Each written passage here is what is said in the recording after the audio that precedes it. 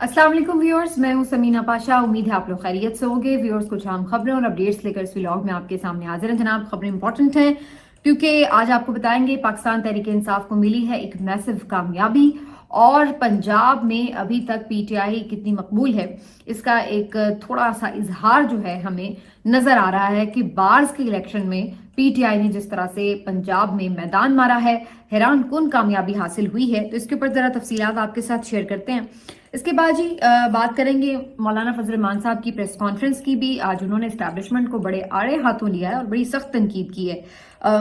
इसके अलावा जी एक आपके साथ खबर शेयर करेंगे कि किस तरह से पाकिस्तान में जो काबिल लोग हैं जिनको बाहर सराहा जाता है, उनके साथ पाकिस्तान में क्या सलूक होता है, इसका अंदाजा एक मिसाल से आपको हम देंगे। और इसी तरह से शेर अफजल मरवत साहब ने कुछ मजीद लब कुशाई की है, उनकी भी बात करेंगे। और आजकल कुछ गैर मुंतखब लोग काफ़ी मुतहरिक नज़र आ रहे हैं, ये क्या कहानी है, इसके ऊपर भी बात होगी। आपसे रिक्वेस्ट है कि चैनल को सब्सक्राइब कर लें अगर अभी तक सब्सक्राइब नहीं किया। तो बात का आगाज करते हैं जी पाकिस्तान तहरीक इंसाफ की एक बड़ी अहम कामयाबी से। बार्स के इलेक्शन थे, पंजाब भर की मुख्तलिफ बार्स के इलेक्शंस में पाकिस्तान तहरीक इंसाफ उम्मीदवारों को कामयाबी हासिल हुई है और ठीक ठाक तरीके से कामयाबी हासिल हुई है। अगर लाहौर की बात करें जो कि एशिया की जो सबसे बड़ी बार कहलाती है, उसमें पाकिस्तान तहरीक इंसाफ के हिमायत याफ्ता उम्मीदवार मुबश्शिर रहमान 2400 वोट लेकर कामयाब हुए हैं और हामिद खान ग्रुप से इनका ताल्लुक है।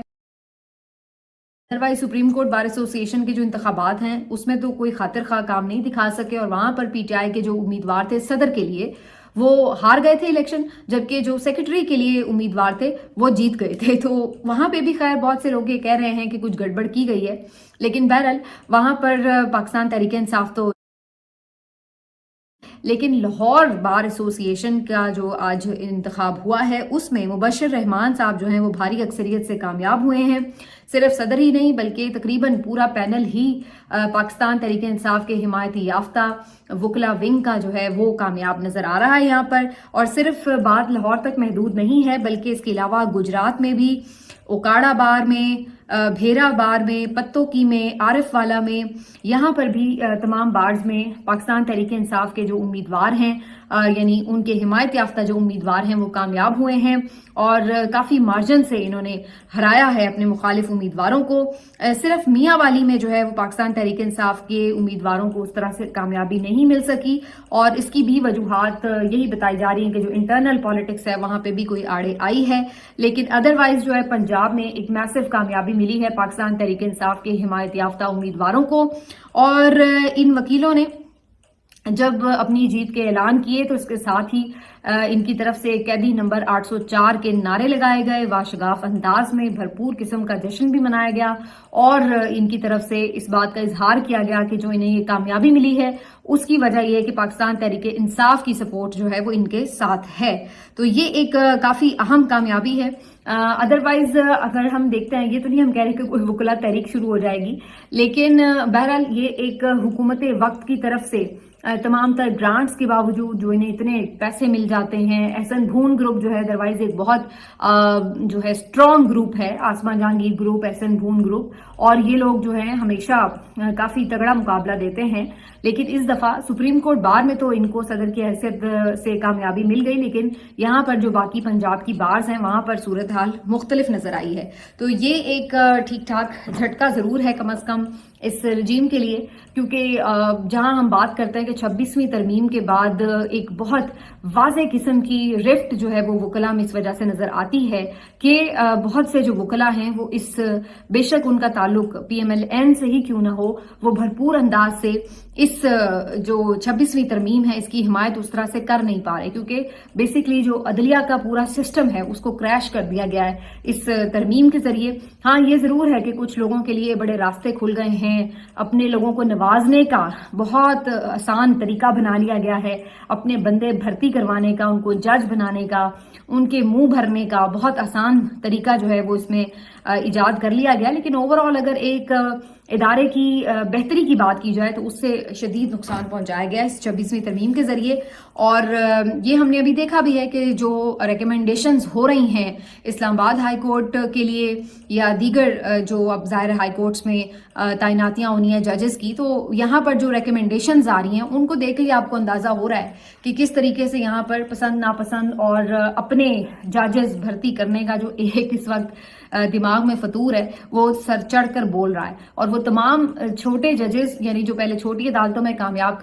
کام کر چکے ہیں، جنہوں نے اس حکومت کے حق میں فیصلے سنائے، جس نے Imran Khan P T I کے خلاف فیصلے سنائے، ان ججز کو ایسا لگ رہا ہے کہ نوازنے کا اب وقت آ چکا ہے. ان کے نام جو ہیں وہ آگے بڑی عدالتوں کے لیے اب ریکمینڈ کیے جا رہے ہیں. اور اس میں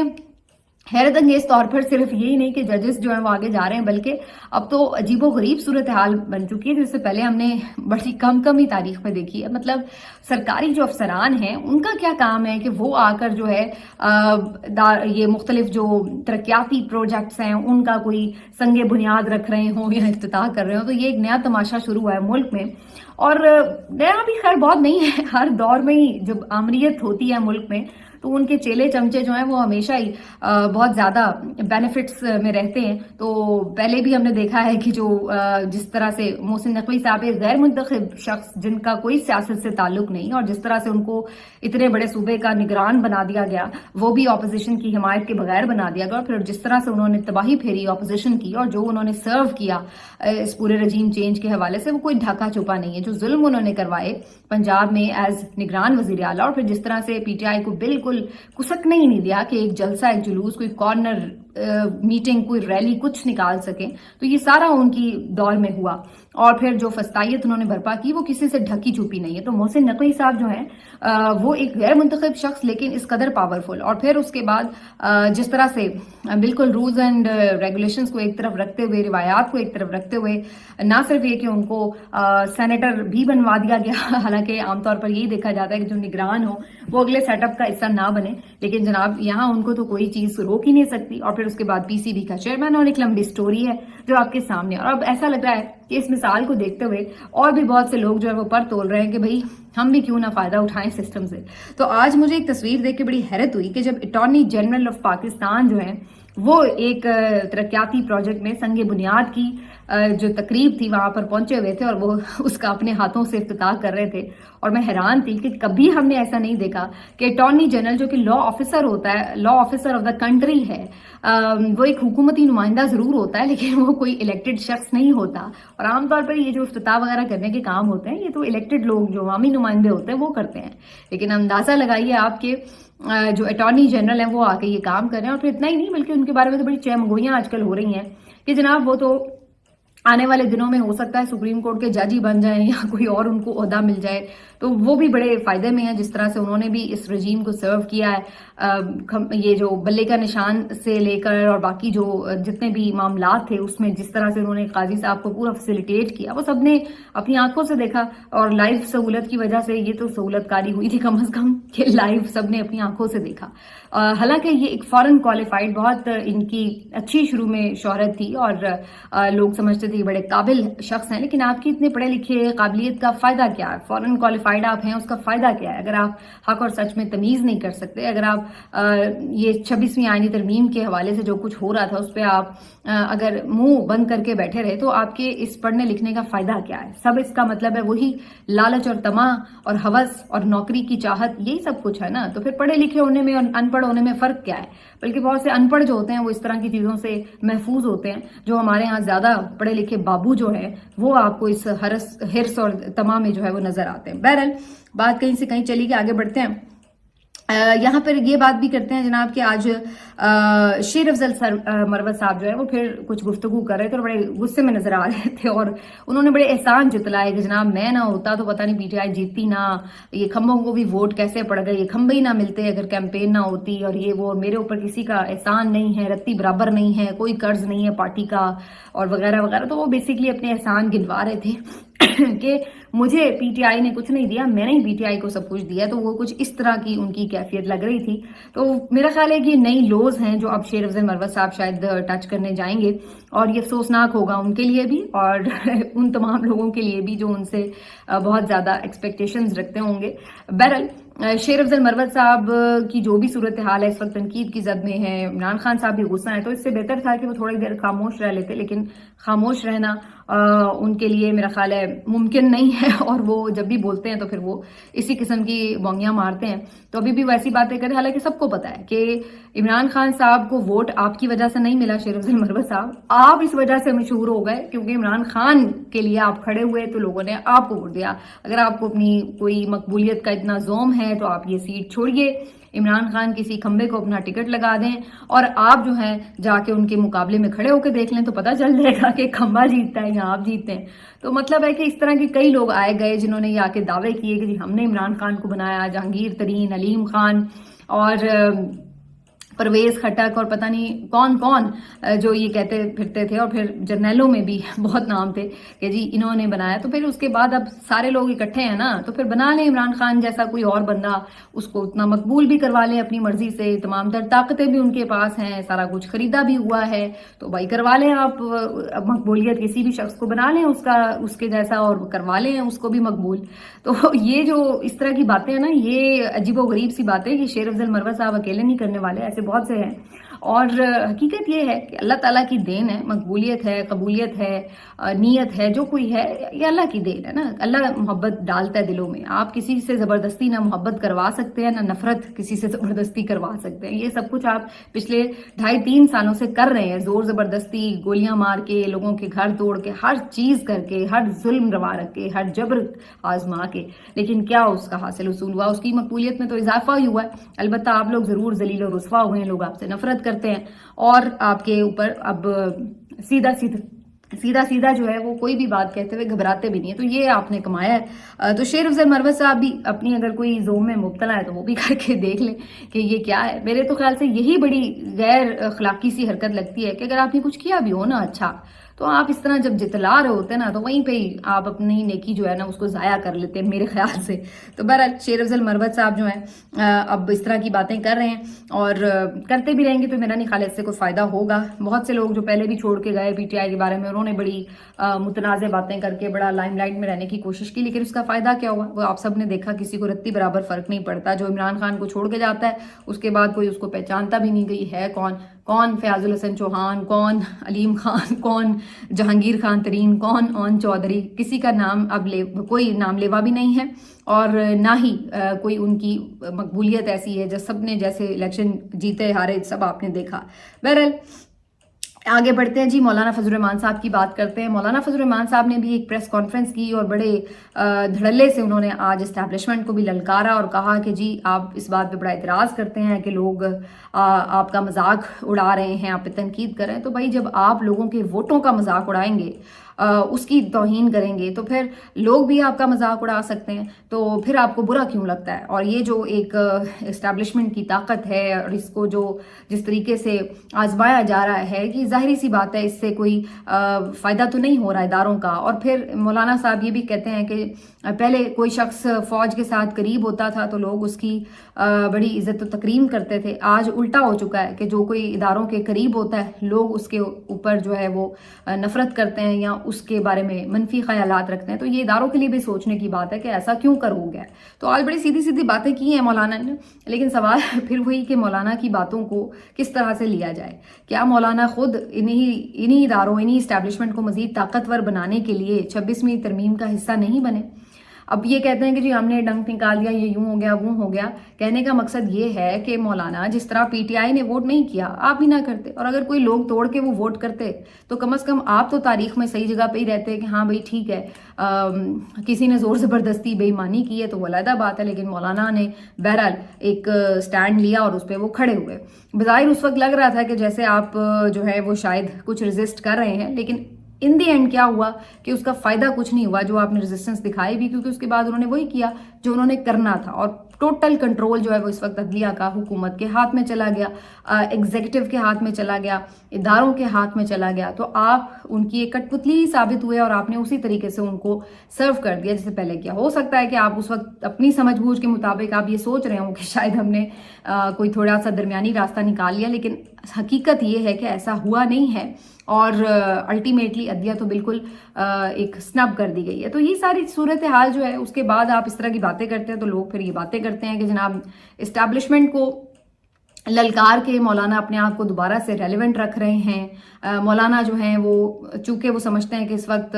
एंटी एस्टेब्लिशमेंट ही नैरेटिव जो है वो लोगों के करीब है, तो लिहाजा आप भी अपनी थोड़ी बहुत मकबूलियत जो केपी में हो सकती है उसको बरकरार रखने के लिए दोबारा से वही नारे लेके मैदान में आ रहे हैं। लेकिन अगर आपके नारे ये रहें लेकिन आपके जो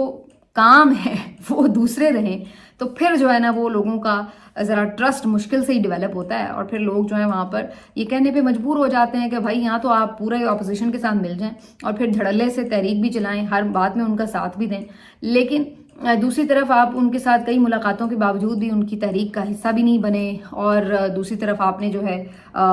उनकी जाके हुकूमत की सपोर्ट भी कर दी। तो फिर ये सारी चीज़ों के साथ जो है वो सूरत हाल हो जाती है ख़राब, और लोग ये सोचते हैं कि फिर आपकी सियासत बेसिकली इसी तरह की है कि आप सिर्फ एक दिखावे के लिए ऑपोजिशन कर रहे हैं, लेकिन अंदर से तो आप उनके खिलाफ पूरी तरह नहीं हैं। इस बात पे भी मौलाना ने कहा कि जी हमें एतमाद में नहीं लिया गया पीटीआई की तरफ से मुज़ाकरात के हवाले से, तो जब आप उनके इत्तेहादी नहीं है पूरी तरह, तो वो आपको हर बात में क्यों एतमाद में लेंगे। और दूसरी बात ये कि अगेन वही बात कि अक्सर लोग ये तनकीद भी करते हैं कि ये पीटीआई की नाकामी है कि ये इत्तेहाद नहीं बना सके,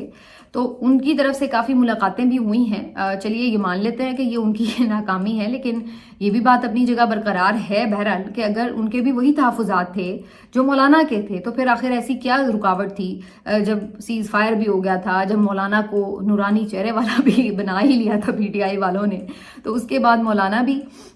जो है वो बिल्कुल उनके साथ मिल जाते। इलेक्शन का, न्यू इलेक्शन का मुतालबा तो आप पीटीआई भी कर रही है, तो आप उनके साथ ये मुतालबा मिलके कर सकते थे, लेकिन ऐसा लगता है कि मौलाना ने जानबूझकर बीच में ये एक रुकावट रखी और उसके बाद वो पूरी तरह उनकी तहरीक का हिस्सा नहीं बने।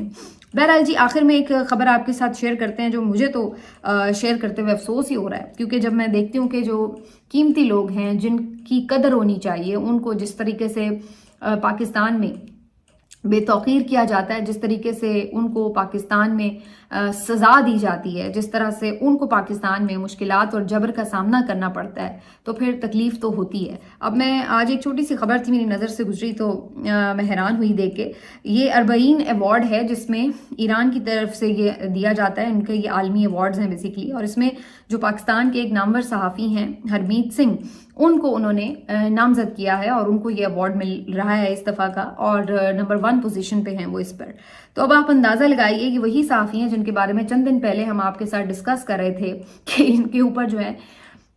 मुकदमात बनाए हुए हैं, और इतने सारे मुकदमात बनाए हुए हैं और तफ्तीशें चल रही हैं, इंक्वायरियाँ चल रही हैं, वो भुगत रहे हैं, बेचारे ज़मानतें करवाते फिर रहे हैं, और दिन रात उनकी इसी तरह से इधर उधर अदालतों में दौड़े लगी हुई हैं क्योंकि जी ज़मानतें हो रही हैं। अब अंदाज़ा लगाइए कि वो लोग जिनको दुनिया बाहर जो है वो अवार्ड दे रही है, उनको यहाँ पर हमारे मुल्क में क्या उनके साथ किया जा रहा है कि वो बेचारे ज़मानतें लेने के लिए अदालतों के चक्कर लगा रहे हैं, वो बेचारे अपने केसेस भुगत रहे हैं। और ये कोई एक मिसाल नहीं है, ऐसी कई एक मिसालें हैं कि जहाँ पर आप देखते हैं तो आपको फिर अफसोस होता है कि कितने कीमती लोग जो आपके मुल्क का असासा हो सकते हैं, जो आपके मुल्क के लिए बेहतरीन खिदमात अंजाम दे सकते हैं, उनको आपने ज़ाया किया, उनको आपने किस तरीके से मुश्किलात में डाला और उनको उल्टा गद्दार डिक्लेयर करने पर आप तुल गए। इसमें बेतहाशा नाम है, मैं कहाँ से शुरू करूँ। आप हैरान हो जाते हैं देख के कि कीमती लोगों के साथ इस मुल्क में क्या सलूक होता है। मैं तो ये भी इवन कहती हूँ कि ये जो पीटीआई के बहुत सारे सोशल मीडिया के लोग हैं, इतने टैलेंटेड हैं, इस तरह की इन्होंने चीज़ें क्रिएट की हैं, कैसे रातों रात बैठ के नई नई वेबसाइट्स और नए नए इन्होंने जदीद किस्म की चीज़ें इन्वेंट की इलेक्शन के दिनों में, तो ये एक पूरा मिरेकल था मेरे अंदाजे के मुताबिक। तो ऐसे लोगों को तो आप देखिए, अगर IT सेक्टर सपोर्ट करे तो कितना ये दुनिया भर में नाम نام کما سکتے ہیں, کتنا پاکستان کے لیے گرو کر سکتے ہیں, کتنا بزنس لا سکتے ہیں آئی ٹی کا پاکستان میں. لیکن یہاں پر ان کو غدار ڈکلیئر کرو, ان کے پرچے کاٹو, ان کے گھر والوں کو اٹھا لو, تو وہ ان کو اس کام پہ لگے ہوئے ہیں بجائے اس کے کہ ان کو اون کریں اور ان کو سپورٹ کریں. ثانیہ نشتر کو میں دیکھتی ہوں, اتنی زبردست سینیٹر, اتنی پڑھی لکھی قابل عورت, اور باہر کے اداروں میں آپ دیکھیے کہ وہ کس طرح سے لوگ ان کو ہاتھوں ہاتھ لیتے ہیں, کس طرح سے ان کو رسپیکٹ دی جاتی ہے, ان کو عہدے دیے جاتے ہیں. اور یہاں پر عمران خان صاحب کے دور میں وہ کتنا بہترین کام کر رہی تھی, لیکن اس کے بعد پھر کیا ہوا کہ وہ پھر آپ نے دیکھا وہ بیچاری اپنی سیٹ چھوڑ کے ہی چلی گئی ہیں. تو بہت سے اس میں نام آ سکتے ہیں سامنے, کس کس کا نام لیں, لیکن افسوس ہوتا ہے کہ جو آپ کے قابل لوگ ہیں ان کو آپ نے کس طریقے سے ضائع کیا ہے. اس سے مجھے یہ بھی یاد آ رہا تھا, ایک اے آئی ویڈیو میری نظر سے گزری, چونکہ آئی ٹی کی قابلیت کی بات ہو رہی ہے. یہ شاید کوئی پی ایم ایل این کے سوشل میڈیا ونگ نے بنائی ہو, یا مجھے نہیں پتا کس نے بنائی ہے. بہرحال ظاہر ان کی طرف سے ہی کہیں سے کچھ بنی ہے جو پی ٹی آئی مخالف لوگ ہیں, کیونکہ اس میں بیسکلی جو انہوں نے پی ٹی آئی کو ایک وہ شو کیا ہوا ہے کہ بڑی ملک دشمن جماعت ہے, اور ان کے ساتھ کچھ صحافی جو ہیں ان کا پورا کوئی گینگ ہے, اور وہ مل کے پاکستان کے خلاف کچھ سازشیں کر رہے ہیں. تو اس قسم کی انہوں نے یہ ویڈیو بنانے کی کوئی کوشش کی ہے. اے آئی جنریٹڈ ویڈیو ہے جس میں علی امین گنڈا پور صاحب بھی ہیں, عمر ایوب صاحب بھی ہیں, شہباز گل صاحب بھی ہیں, ڈاکٹر محیط پیرزادہ ہیں, پھر ریان گرم جو صحافی ہیں یہ بھی ہیں, جبران الیاس بھی ہیں. تو یہ کافی سارے فیمس لوگ ہیں, لیکن آپ کو بڑی مشکل سے ہی پہچاننے پڑیں گے اس ویڈیو میں, کیونکہ ان کے عجیب و غریب ہی شکلیں بنا دی ہے, تو وہ بیچارے پہچان میں ہی نہیں آ رہے کہ کون کیا بنایا گیا ہے. تو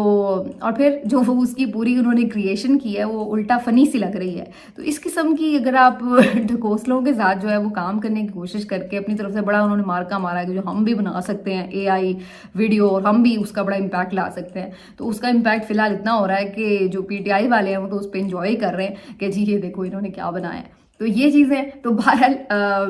میں کیا اب کہہ سکتی ہوں اس بات کے اوپر, مزید صرف اتنا کہ جب آپ اس طرح سے کوشش کرتے ہیں زبردستی کا نیریٹو بنانے کی, تو پھر یہی ہوتا ہے جو عوام کا مخالف نیریٹو ہے آپ کا, جو آپ زبردستی بنانے کی کوشش کرتے ہیں, تو وہ پھر کوئی بائی نہیں کرتا. چاہے آپ اے آئی جنریٹڈ ویڈیو سے بنائیں, چاہے آپ ٹک ٹاکر لا کے وزیر اعلیٰ ان سے بنوا لیں, چاہے آپ جو ہے وہ ہر روز ایکٹنگ کروا لیں, چاہے آپ جو ہے وہ کوئی بھی جھوٹے قسم کے جا کے بازاروں میں آرٹیفیشل سے وہ سارٹ لے لیں لوگوں کے, لیکن حقیقت جو ہے وہ چھپ نہیں سکتی. وہ بڑا مشہور بچپن میں شعر لکھا کرتے تھے نا, خوشبو آ نہیں سکتی کاغذ کے پھولوں سے, تو ان کاغذ کے پھولوں سے خوشبو نہیں آ سکتی. ملتے ہیں آپ سے اگلے ویلاگ میں.